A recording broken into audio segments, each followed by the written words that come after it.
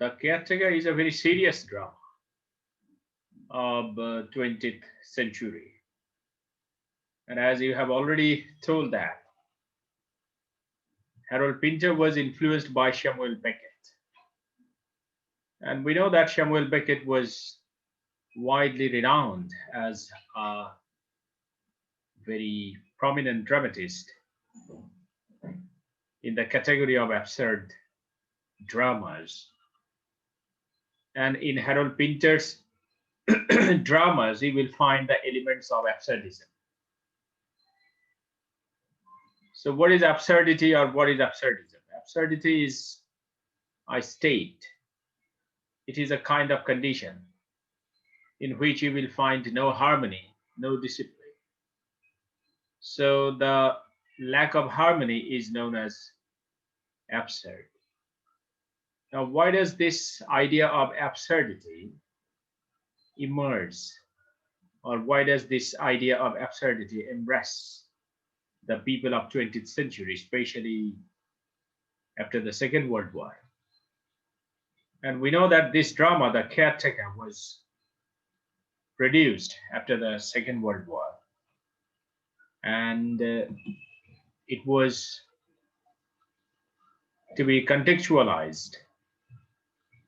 While we will interpret it, or while we will try to dig deeper into this text, we will have to contextualize this text for the conceptualization of its ideas and different other things manifested in this text.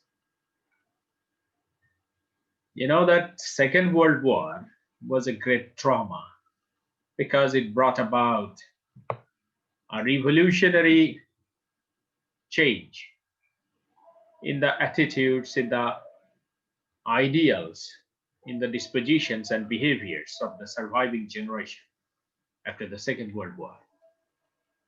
And all these changes brought about a kind of trauma in the generation that survived after the Second World War.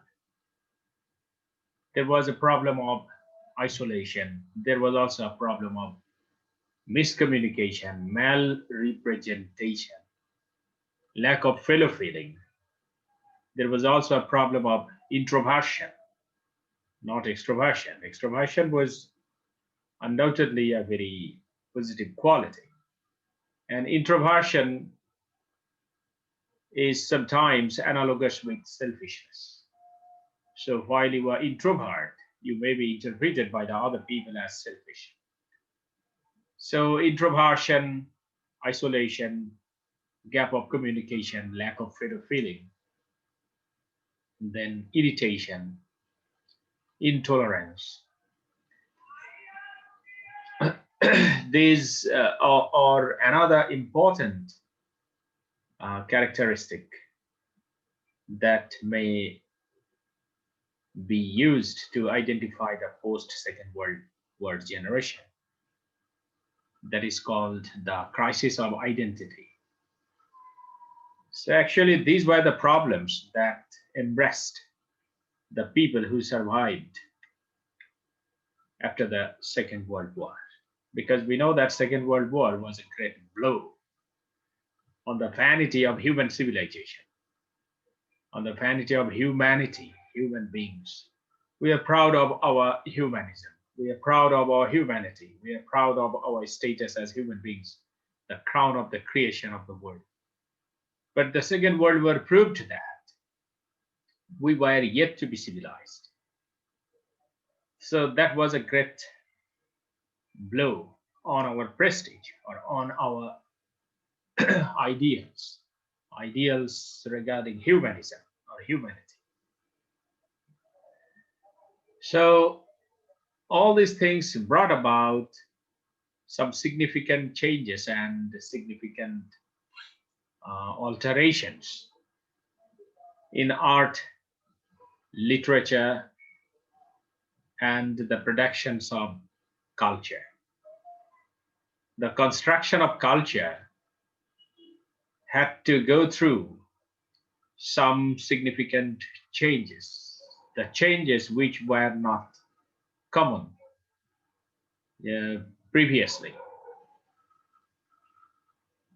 So while we will recite this text, or while we will enjoy this text, we will feel that all these things associated with the Second World War have been manifested in different forms, in different uh, ways in this drama, The Caretaker. Okay.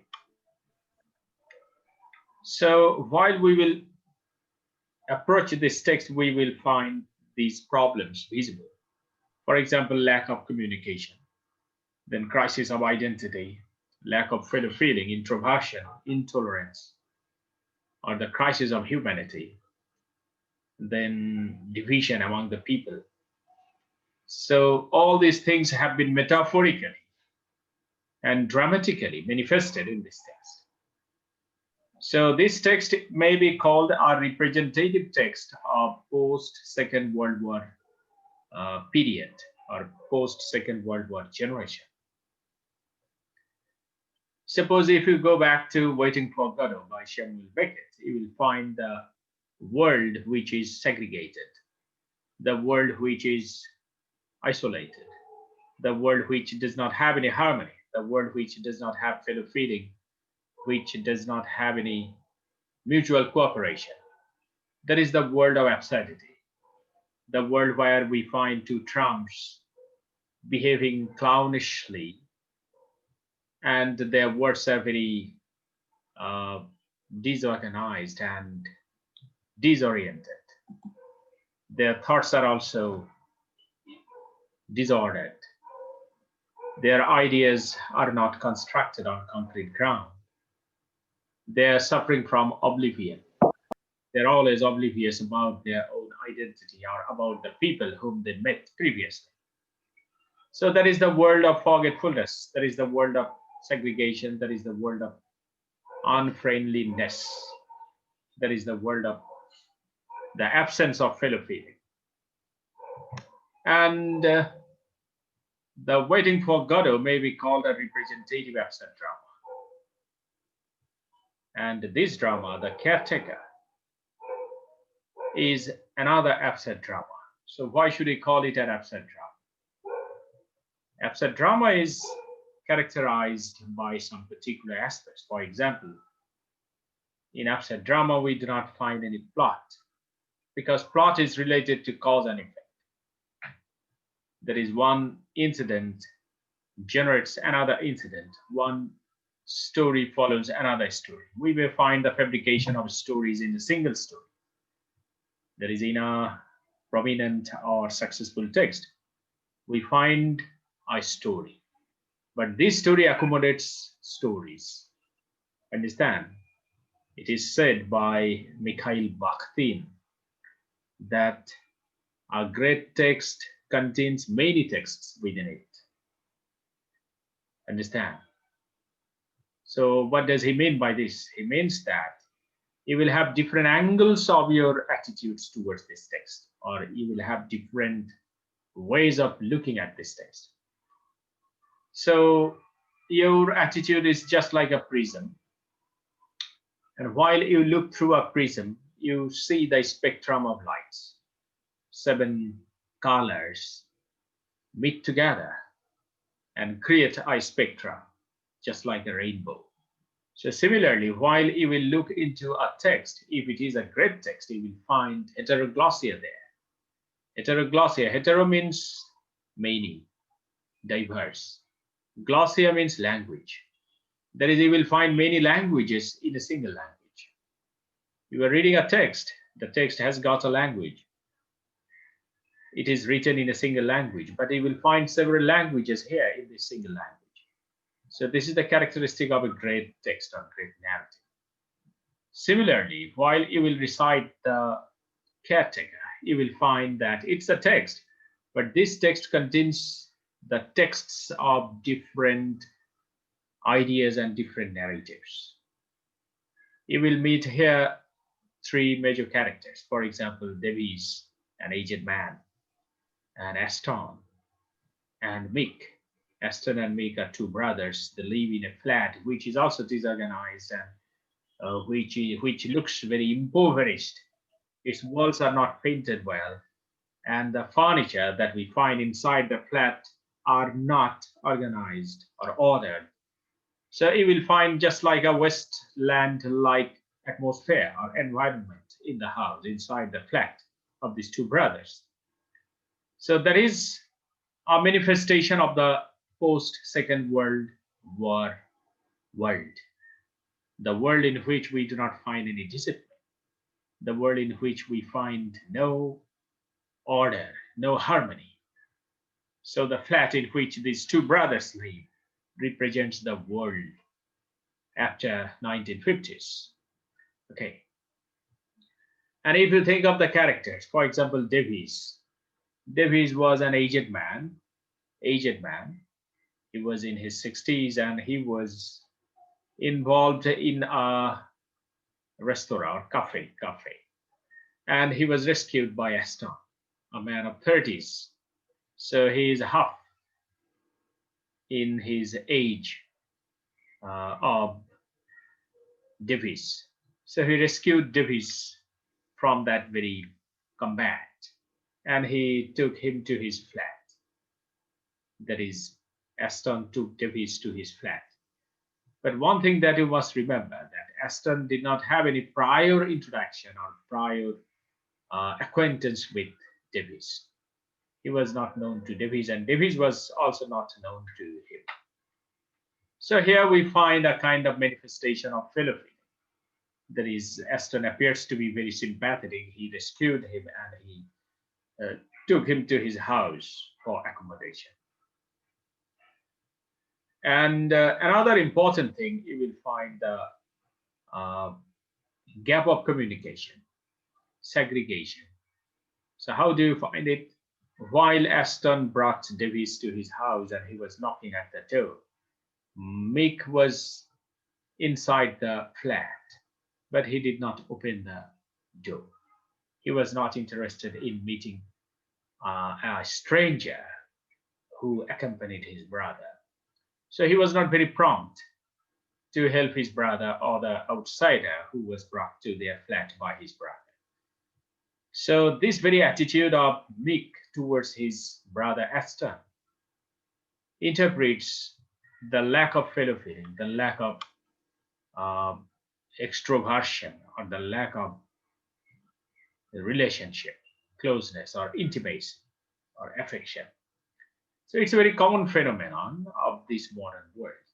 In modern world, especially in cosmopolitan cities like Dhaka, you will find lots of brutal incidents happening every day, almost every day. Girls are raped here, people are killed here, and many people are also harassed by many other people. One man's land is grabbed by another man. One man's right is exploited by another man. So these are very common incidents in a cosmopolitan city like Dhaka. But do we show any reaction? It seems we are well fortified. It seems nothing can affect us, nothing can touch us.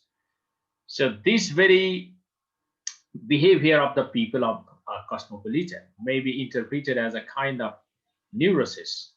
That is, we are neurotic. We are busy with our own self.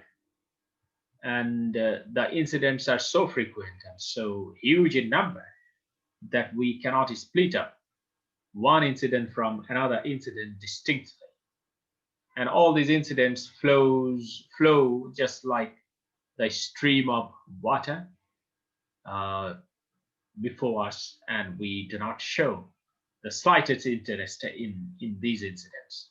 So this is a very common attitude of the people living in a cosmopolitan city, because a cosmopolitan city is a repository of diverse incidents and diverse people, diverse cultures and diverse languages, diverse psychologies also. So a cosmopolitan is a text accommodating thousands of texts. So we find the intertextuality or intersectionality of these texts. That is, culture. One culture is intersected or cross-cut with another culture. One language is cross-cut with another language. One man's behavior is cross-cut by another man's behavior. One man's problem is cross-cut by another man's problem. So there are so many problems. So we feel a kind of carelessness. We show a sort of desperate carelessness to the problems of others.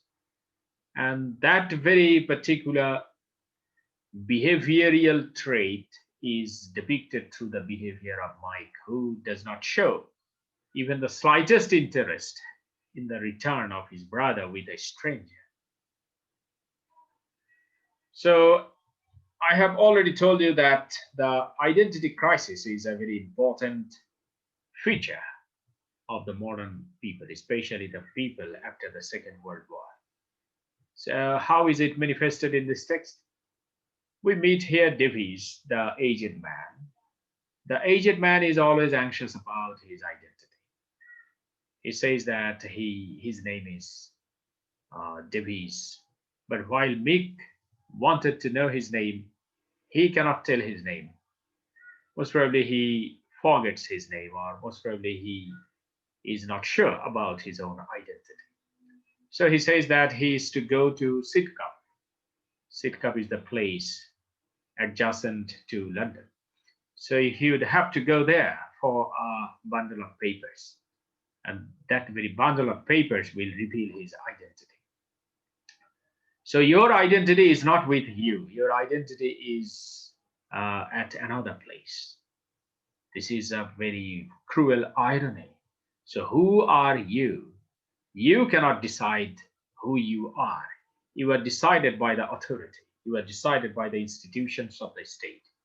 Your identity is decided, your identity is branded by the institutions and the state apparatuses. So this is the helplessness. And you can interpret this very particular aspect with the conception of Louis Althusser's, the conception of Louis state apparatus. Louis Althusser has said that there are some ideological state apparatuses which control and conduct and at the same time brand the people of a country. For example, if you declare that you are the student of Dhaka City College, nobody will believe you. But if the principal of Dhaka City College says that yes, you belong to Dhaka City College, then the people will believe. And if the principal of Dhaka City College issues you an identity card, that is ID card, and if you show that ID card to the other people, then they would believe that you belong to Dhaka City College. And this is the power of institution. So institution is a kind of apparatus that brands you, that also identifies you. So you have no identity unless and until you are recognized by the institution under whose panopticism you are, or under whose surveillance you are living. So this is very important, and that very thing is also manifested here. That is, Davis does not know his identity, and he will have to go to Sidcup. Why? Because he left a bundle of papers there. And while he would open that very bundle of papers, that would reveal his identity. So this is really a very important phenomenon in the world of the anarchy of culture. We are living in the anarchy of culture. We are not living in culture. We are living in the anarchy of cultures. And we are living in heterogeneity or polyphony of things, polyphony of ideas, polyphony of ideals also, and ideologies. For that reason, it is very difficult for us to identify us or identify our own self easily. It is not so easy. So anyway, I just like to tell you the story and at the same time interpret the story from different perspectives. So Davies was brought to the flat by Aston, and we find that in the next morning, Aston complained that he could not sleep well because Davies snored. He snorted the whole night, and the snoring was so loud that he could not sleep well. So here we find a kind of intolerance. That is, Aston shows a kind of intolerance. Aston rescued Davies from the combat. Now, this very Aston complains that he cannot sleep whole night because of the loud sound, noisy and irritating or grating sound of snoring by Davies. But Davies just refutes the charge. Davies says that he does not snore, but Aston says that he cannot sleep because of the snoring of Davies. So anyway, in this way, the story advances, and at one point we find that Aston gives a proposition to Davies to take up the job of a caretaker. And Davies was nervous because he did not have any experience of taking care of a flat. So even then, Davies took up the job of painting the flat and decorating things and furniture there, though he did not have any experience. So you may interpret it very critically that we all are knives, we all are novice in our work. So, how are we novice? Because we are living in the ocean of knowledge, we are living in the ocean of diversities, we are living in the rapid changes, we are living in the state of rapid changes. So it is very difficult for us to maintain harmony of our expertise. For that reason, we are not expert, we are just novice, we are just learners.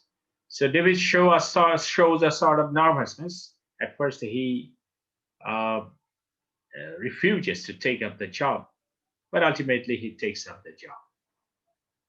But very unfortunately, he cannot do the job. He rather makes complaints against Aston to Aston's brother Mike, and he's trying to poison the ears of Mike. And Mike is also astonished at the behavior of Davis. So here the politics that is practiced by Davis is very powerfully interpreting the psychology of the modern people. Harold Pinter has observed the psychology of the modern people. We, the modern people, are neurotic. We are suffering from different sorts of traumas, schizophrenia. We are schizophrenic, as Davis is schizophrenic. We are also paranoids because we are suffering from paranoia.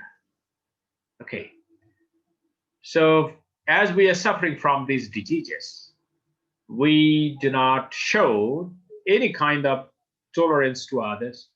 We do not show even the slightest gratitude to other people's benevolence. We do not show even the slightest thankfulness or gratitude to the other people who uh, cooperate us or who help us. Actually, this is the characteristic of the modern people.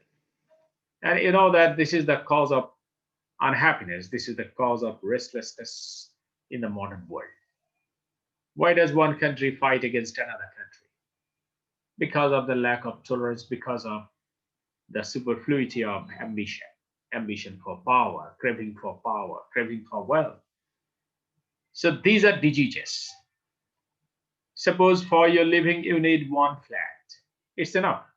But if you want to buy 100 flats, as we find in our recent newspapers, that there are some big guns of the society, even living in this city with more than 100 apartments, more than 1,000 crore taka, more than three or four or five houses in different countries of the world. For example, in Malaysia, in Canada, in Singapore, in Thailand, etc., etc. So this is a kind of disease. When you forget your limit, then you are diseased. If you forget that, you have to stop now. That means that you are diseased. If you do not think that you are to be satisfied with what you have, then you are diseased. So this very disease is also metaphorically interpreted through the character of Davis. That is, Davis got a job from Aston, but that very Davis was making complaints against Aston in his absence to his brother Mick. So, what does it mean? It means that he is ungrateful. It means that he is not showing a sort of thankfulness to him who gave him shelter, who gave him a job, or who wanted to help him find out his own identity. That is a very important incident of this drama, and that very incident metaphorically interprets the psychological uh, drawbacks or shortcomings of the modern people. So, anyway, ultimately, we find that Mick could understand the plan of Davis. Mick was very wise, so he could understand that Davis was trying to bring about a flaw, bring about a kind of crack between these two brothers. That is, he was trying to divide the brothers, these two brothers.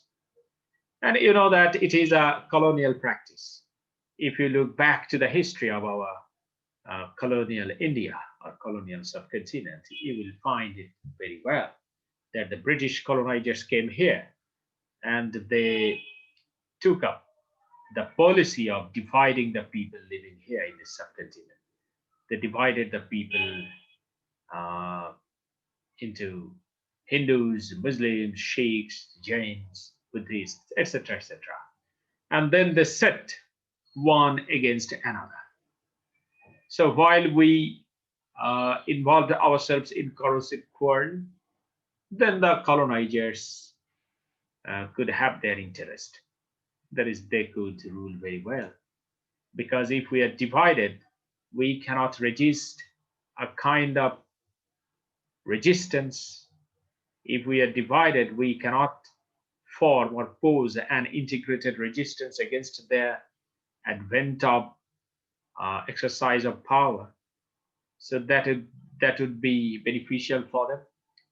And that is the thing that happened in this subcontinent. And for that very weakness, fatal weakness of this nation, the nation living in this subcontinent, the British could very successfully, success on their part, not our part, so very successfully rule us for nearly 190 years. This is the divide and rule policy, and we find that very policy exercised by Davis. He wanted to poison the ears of Mick against his brother Aston so that these two brothers may be divided. And if these two brothers are divided, then Davis could exercise his authority there. So he could have a place there. Actually, this is the thing that we find here through this kind of behavior of Davis. Anyway, ultimately, Mick could understand it, and Aston could also understand it. And then these two brothers decided to drive Davis out of the house. But on what particular charge would they drive him out? They wanted to drive him out on the charge of snoring at night. And because of that very snoring, they could not sleep. That was the charge brought against Davis by Aston. Okay. But Davis could not understand. He said that he did not know whether he would snore or not during his sleep. But Aston is very uh, he's rigorously determined that he would drive away Davis from the flat. But this drama ends with the decision, not with the implementation. So the decision of these two brothers was not implemented on the stage. They decided to drive uh, Davis out of this flat, but they could not do it. The drama ended here. So what does it signify? It signifies that the problem cannot be solved. You are living with so many problems. You can also identify the problems. But is there any solution to these problems? No. We have to accommodate these problems. We have to live with these problems. We have to make the best of these problems. Otherwise, our existence will be hazarded.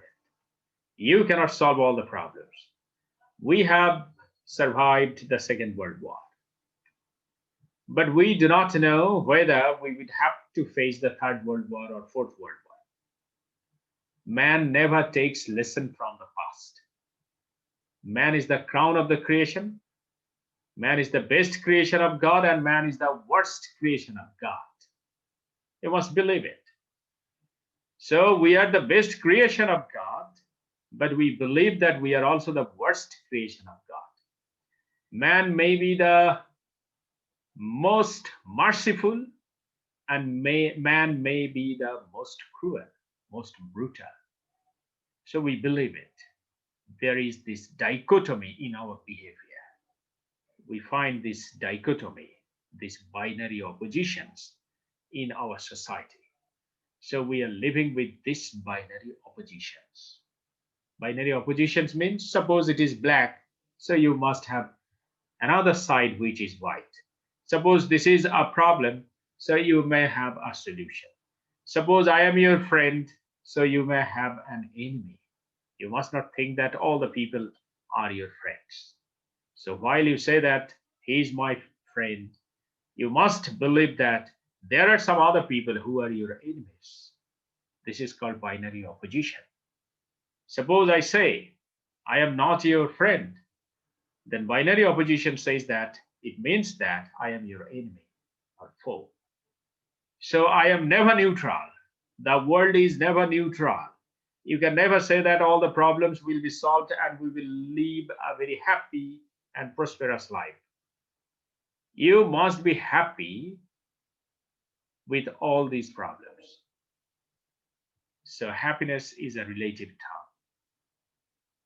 Actually, this is the reality of this world. And this very reality has been incorporated into this text. So I have already told you the story of this drama in brief, and I have also tried to interpret different aspects of this text from contextual perspectives. And if we try to understand the context of this text, especially the time in which it was produced, then it would be beneficial for us to interpret this text very convincingly and authentically. Okay. So this is all about this text, and I just like to tell you some other things about this text in my next session.